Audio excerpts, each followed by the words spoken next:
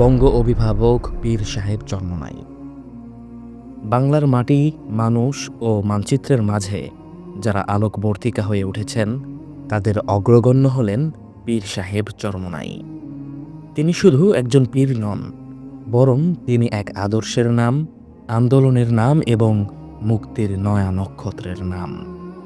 এই সময়ে যিনি হয়ে উঠেছেন সততা, স্বচ্ছতা, শুদ্ধতা ও শুভ্রতার রাজনীতির এক দৃঢ় সাহসী কণ্ঠস্বর, তাকেই আমরা শ্রদ্ধা ভরে বলি বঙ্গ অভিভাবক। তার নেতৃত্বে ইসলামী আন্দোলন বাংলাদেশ আজ একটি আদর্শিক শক্তিতে পরিণত হয়েছে, যেখানে রাজনীতি কেবল ক্ষমতার খেলা নয়, বরং তা আল্লাহর সন্তুষ্টি অর্জনের একটি মাধ্যম। তিনি গণমানুষের অভিভাবক। গরিবের কান্না, মাজলুমের আর্তনাদ, অসহায়ের প্রতিধ্বনি বারবার শোনা গেছে তার কণ্ঠে। তিনি যখন বললেন, এই নরপিশাচ, তুই আমার সন্তানের বুকে কেন গুলি করলি? এই নরপিশাচ, তুই আমার সন্তানদের বুকে কেন গুলি করলি? তখন তা হয়ে ওঠে মুক্তি চেতনার এক মহাবজ্রনীনাদ। জাতি যখন বিভ্রান্ত, রাষ্ট্র যখন দিশাহীন, তখন তার মতো নিবেদিত প্রাণ দার্শনিক ও দায়িত্বশীল নেতার ভূমিকা হয় অভিভাবকের মতো, জেগে থাকা পাহারাদারের মতো।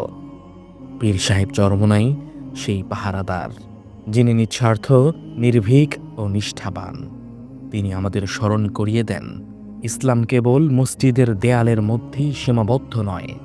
ইসলাম জড়িয়ে আছে শাসন, বিচার, অর্থনীতি ও সংস্কৃতির প্রতিটি শিরায় উপশিরায়।